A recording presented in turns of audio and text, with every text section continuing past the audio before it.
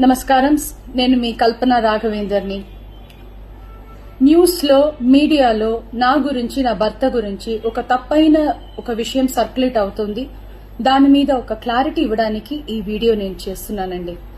First of all I have to say I'm 45 years old.